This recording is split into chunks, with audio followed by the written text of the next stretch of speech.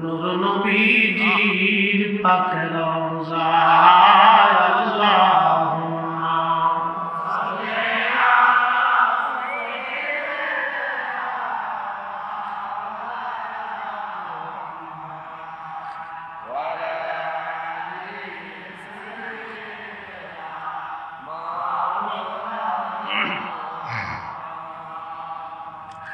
আল্লাহর নবী হযরত বেলালের মর্যাদা এরকম ছিল,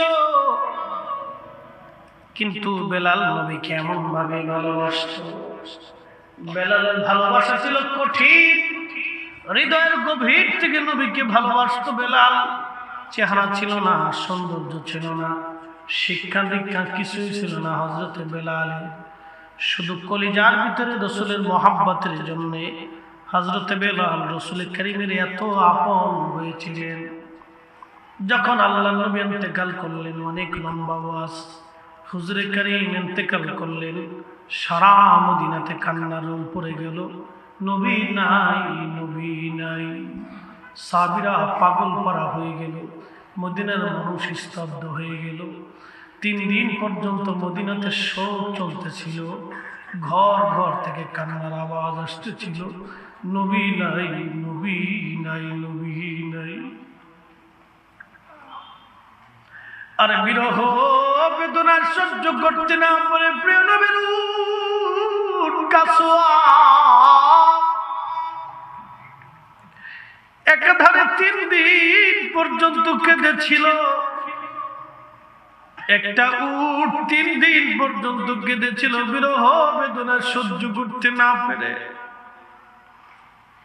একটা উট নবীকে কিভাবে ভালোবেসেছিল, একটা প্রাণী রাসূল কারীমকে কিভাবে ভালোবেসেছিল, একটা প্রাণী।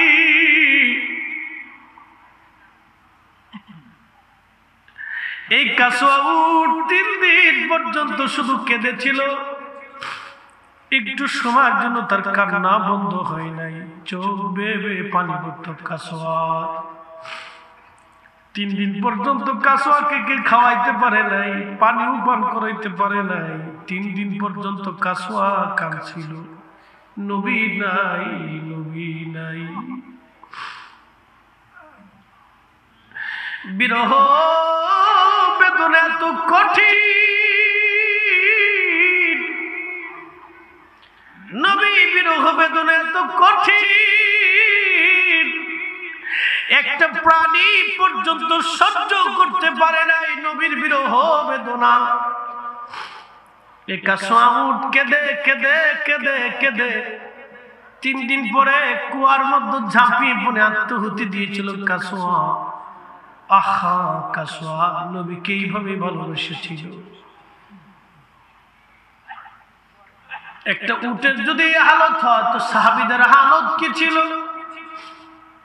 আবু বকর ডেকে বলল, বেলাল আযান দাও। বেলাল ডেকে বললেন, আবু বকর, আপনি কি আমাকে কিনেছিলেন আল্লাহর জন্য না নিজের জন্য?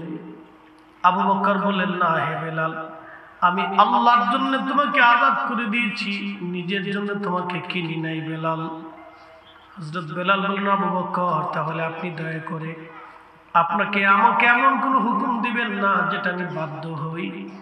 আবু বকর, আমি আমার নবীকে, নবী নাই, আমি আর আযান দিব না।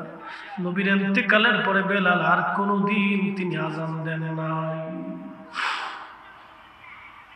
প্রিয় নবীর ইন্তেকালের পরে বেলাল আর কখনো আযান দেন নাই।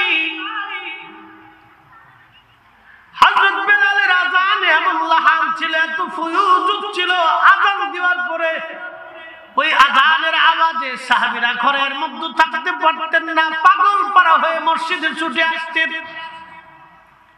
এত ফুয়ুজ ছিল বেলালের আযানে, এত রুহানিয়ত ছিল বেলালের আযানে, সহ্য করতে পারতেন না সাহাবীরা। হযরত বেলাল বলেন, আবু বকর, আর কোনোদিন আমি আযান দেব না। আমি আযান দিলে নবী আসতো, এখন আযান দিলে নবী আসবে না। আমি বেলাল আর আযান দিব না। কোনোদিন আর তিনি আযান দেন নাই। সিরিয়াতে চলে গেলেন হযরতে বেলাল। সিরিয়াতে চলে যাওয়ার পরে বহুদিন পার হলো, বেলাল মদিনাতে আসে না। আবার নবীজি স্বপ্ন দেখাইলেন, কে হে বেলাল, এটা কেমন জুলুম করতেছো তুমি আমার সঙ্গে? কতদিন হলো তুমি আমার জিয়ারতে আসো না? একবার ধরে বলে যাবে কি ইয়া রাসূলুল্লাহ, বলেন নবী আসে না নাই? নবী আসে না নাই? আল্লাহ নবী ওয়াহিয়াবুন ফি কুবুরিহিম ইউসাল্লুন, হাদা হাদিসুন সহিহুল ইসনাদ। নবী বলেন নবীরা রওজার ভিতরে জিন্দা, তারা সালাত আদায় করে। আহা, নবীরা জিন্দা জিন্দা জিন্দা জিন্দা সালাত আদায় করে, নবীরা রওজার মধ্যে জিন্দা। নবীজি স্বপ্ন দেখায়, বেলাল আসো, কতদিন হলো তুমি আমার জিয়ারতে আসো না বেলাল? এটা কেমন জুলুম তুমি আমার শুনে শুরু করছো রে বেলাল? আয় আমি নবীর জিয়ারতে আয়। কিতাবের মধ্যে এসেছে হযরত বেলাল ওই অবস্থায় রওনা দিয়েছেন সুদূর সিরিয়ার দামেস্ক থেকে। সুদূর সিরিয়ার দামেস্ক থেকে মদিনার দিকে রওনা দিলেন। হেঁটে হেঁটে হেঁটে হেঁটে, একটা বাহনও ছিল না। শুধু সিরিয়া থেকে হেঁটে হেঁটে পাগল নবীর আসি মদিনায় চলে আসলেন তিনি। কেমন ভালোবাসা দিয়েছিলেন সাহাবীরা নবীকে, কেমন ভালোবাসা ছিলেন নবীকে সাহাবীরা। ইন্তেকালের পরেও নবী ভুলেন নাই, বেলাল আমার জিয়ারতে আসো না কেন? কেমন ভালোবাসা নবীকে দিয়েছিলেন সাহাবী। বেলাল কেন আসো না আমার জিয়ারতে? বেলাল ওইভাবে হেঁটে হেঁটে শুধু সিরিয়ার থেকে মদিনাতে আসলেন বেলাল। আহা, যখন রওজা শরীফ আসছেন, রওজা শরীফের জালি মুবারকের সঙ্গে মাথা ঠেকে বেলাল কাঁদে। হযরত বেলাল কাঁদতেছিলেন, নতুন মুয়াজ্জিন এসে দেখলেন বেলাল আসছে, ডাক দিলেন, সাহাবীরা শুনছো? নবীর মুয়াজ্জিন বেলাল ফিরে আসছে। বেলাল, নবীর মুয়াজ্জিন বেলাল ফিরে আসছে। সারা মদিনা থেকে সাহাবীরা বের হয়ে দৌড় মারছে, এসে দেখলেন বেলাল বসে বসে কাঁদতেছে। রওজা শরীফে কান্দে বেলাল, হামাগুড়ি দিয়ে কাঁদে। হুজুর আসতে বলেছিলেন, আমি আসছি। ইয়া রাসূলুল্লাহ, গোলাম হাজির হয়ে গেছে। আপনি আসতে বলেছিলেন, আমি আসছি। নবী গো, গোলাম হাজির হয়ে গেছে। আল্লাহ নবী সাহাবী বেলাল কাঁদতেছে। সাহাবীরা বলেন, হুজুর আযান দাও বেলাল। হযরত বেলাল বলেন, সাহাবীরা আযান যে দেব, আগে আযান দিলে নবী আসতো, এখন আযান দিলে কি নবী আনতে পারবা বলো? সাহাবীরা ডুকরিয়ে কেঁদে ফেললেন। সালমান ফার্সি ডাক দিয়ে বলেন, বেলাল আমরা আর কথায় আযান দিবে না, যাও দেখো হাসান আর হুসাইন ঘরের মধ্যে আসেনি। হাসান হুসাইন বললে বেলাল আযান দিবি। সাহাবীরা দৌড়ায় যে ইমাম হাসান হুসাইনকে নিয়ে আসছে। ইমাম হাসান হুসাইন দেখতে নবীজির মতো দেখা যাইতো। আল্লাহর হাবিবের সুন্দর চেহারা তারা পেয়েছিলেন। রওজা শরীফ থেকে উঠে বেলাল ইমাম হাসানের বুকের মধ্যে মাথা ঠেকাইলেন। ইমাম হুসাইনের বুকের মধ্যে মাথা ঠেকে বেলাল কাঁদতেছে। বেলালের চোখের পানি পড়তেছে। ইমাম হাসান ডাক দিয়ে বলেন, নানার মুয়াজ্জিন, যেই কণ্ঠ দিয়ে নানার আযান শোনাইতা, নানার মুয়াজ্জিন ওই কণ্ঠ দিয়ে আমরাও আযান শোনায় যাও। হযরত বেলাল আর বরদাস্ত করতে পারেন নাই, সহ্য করতে পারেন নাই, দৌড়াইয়া যে ছাদের উপরে দাঁড়ায় বেলাল আযান দিতেন, ওই ছাদের উপর উঠে বেলাল আযান শুরু করলেন। আল্লাহু আকবার, আল্লাহু আকবার। সারা মদিনা রন্দে রন্দে আযান ছড়িয়ে গেল। আল্লাহু আকবার, আল্লাহু আকবার। মদিনা থেকে সাহাবীরা ঘর থেকে বের হয়ে দৌড় মারছে, আশহাদু আল্লা ইলাহা ইল্লাল্লাহ সারা মদিনার মহিলারা ঘর থেকে বের হয়ে দৌড় মারছে, নবী বুঝি ফিরে আসছে রে, হুজুর বুঝি ফিরে আসছে রে। মদিনাতে রাত পড়ে গেল, হুজুর বুঝি ফিরে আসছেনি, নবী কি ফিরে আসছেনি, নবী কি ফিরে আসছেনি। হযরতে বেলাল যখন আশহাদু আল্লা ইলাহা ইল্লাল্লাহ বললেন, সারা মদিনার মানুষ ডুকরে ডুকরে কাঁদতে লাগছে। নবীর ইন্তিকালের পরে বেলাল যেদিন আযান দিয়েছিল, এই দিনের মতো কান্না কোনো সাহাবী আর করে নাই। আল্লাহর নবীর ইন্তিকাল মোবারকের পরে বেলালের আগমনের দিন এত পরিমাণে সাহাবীরা কেঁদেছিল।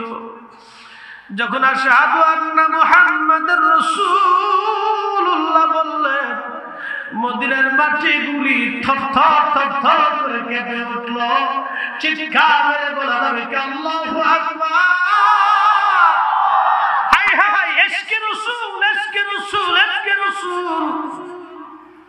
ভালোবাসার কি দাম, ভালোবাসার কি মূল্য, ভালোবাসার কি দাম। মদিনার মাটিগুলি থরথর থরথর করে কেঁপে উঠল। হযরত বেলাল আযান দিতে পারেন নাই, অজ্ঞান হয়ে পড়ে গেলেন বেলাল। হে রাসূল তোমায় ভালোবাসি, অন্তরে শুধু মুখে নয়, জান্নাতের আশা নয় হে রাসূল, জাহান্নাম কেউ ডরি না। তোমায় পাওয়ার আশায় মন ছুটে যায় মদিনায়, তোমায় পাওয়ার আশায় মন ছুটে যায় মদিনায়। এ আশিক দিদার দাও না, আর দূর থাকিও না। এ আশিক দিদার দাও না, আর দূর থাকিও না।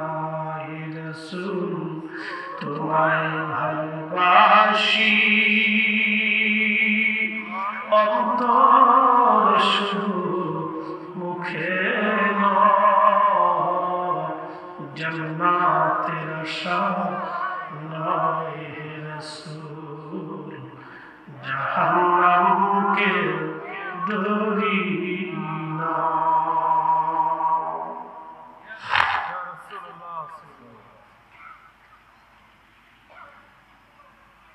সাহাবীরা এইভাবে আল্লাহ রাসূলকে মুহাব্বত করতেন, ভালোবাসতেন।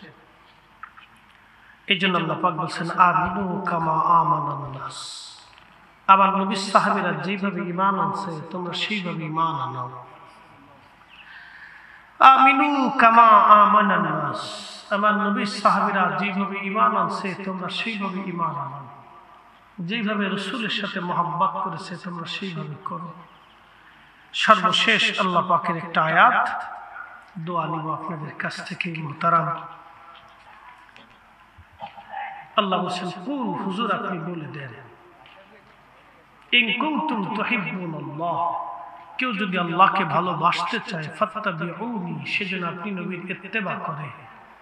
অর্থাৎ আমি আল্লাহর সাথে কেউ যদি ভালোবাসা করতে চায় তো সেজন্য আপনি নবীর সাথে আগে ভালোবাসা করে। একসাথে বলা যাবে সুবহানাল্লাহ। এই জন্য আমরা সুন্নি যারা আছি, আকাইদা আহলে সুন্নাত ওয়াল জামাতে আছি, আমরা বারবার বারবার আপনাদেরকে রাসূলের দিকে ফিরাই নিয়ে যাই। কি কথা বলেন ঠিক কিনা? আমরা নবীর দিকে ফিরাই নিয়ে যাই। আর আমার দেশের কিছু ভাইরা আমাদেরকে বেদাতি বলে, ভণ্ড বলে, মাজার পূজারি, পীর পূজারি বলে। আমরা আপনাদেরকে আল্লাহ রাসূলের দিকে ফিরাই নিয়ে যাই, যে ফিরে আসেন আল্লাহ রাসূলের দিকে, আপনাদেরকে মুহাব্বতে হুব্বে রাসূলের দিকে নিয়ে যাই, হুব্বে রাসূলের দিকে নিয়ে যাই। আপনাদেরকে বারবার আমরা হুব্বে রাসূলের দিকে নিয়ে যাই। আরে হুব্বে রাসূলের দিকে নিয়ে যাওয়াটা যদি অপরাধ হয়ে থাকে তাহলে আমরা এই অপরাধ করতে রাজি আছি। কথা বলেন ঠিক কি না? রাসূলের দিকে ফিরে নেওয়া যদি বেদাত হয় তো আমরা এই বেদাত করতে রাজি আছি, ঠিক কি না? কুল ইন কুনতুম তুহিব্বুনাল্লাহা ফাত্তাবিউনি ইউহিব্বুকুমুল্লাহ।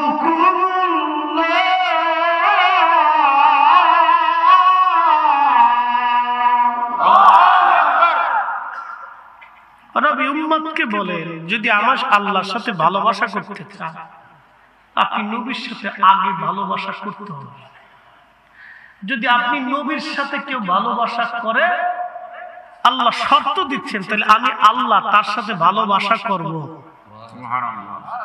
নবী লাগবে লাগবে দুনিয়াতে, মরণে, কবরে, হাসরে, মিজানে, ফুলসিরাতে, জান্নাতে সব জায়গায় নবী লাগবে, ঠিক কি না? নবী ছাড়া গতি নাই, নবী লাগবে, নবী লাগবে। জান্নাতে যাও নবী লাগবে। বল হুজুর জান্নাতে যে নবী দিয়ে কি করব? জান্নাতে যাওয়ার পরে আপনার এই উচ্চ জান্নাতের মাকাম দেখলে আপনার লোভ লাগবে। দুনিয়াতে দেখবেন যারা সরকারি চাকরি করে, কেউ যদি পিয়নের চাকরি করে তো পিয়ন চিন্তা করে আমি যদি অফিসার হইতে পারতাম। আচ্ছা, অফিসার চিন্তা করে আমি যদি আমার বসের মতো হইতে পারতাম। বসে চিন্তা করে আমি যদি তার বসের মতো হইতে পারতাম। সবাই কিন্তু খালি উচ্চ আকাঙ্ক্ষা করে, ঠিক কিনা? সবার চিন্তা থেকে আমি যদি প্রিন্সিপাল হইতে পারতাম, আমি যদি অধ্যাপক হইতে পারতাম, আমি যদি চ্যান্সেলর হইতে পারতাম, এই সবার চিন্তা এরকম থাকে। যত উপরের দিকে যাওয়া যায় সবার চিন্তা। তো জান্নাতে গেলে ওই উচ্চ জান্নাত দেখলে তখন নিম্ন জান্নাতের যারা আছে তাদের চিন্তা হবে, হ্যাঁ আমি যদি উপরে যেতে পারতাম।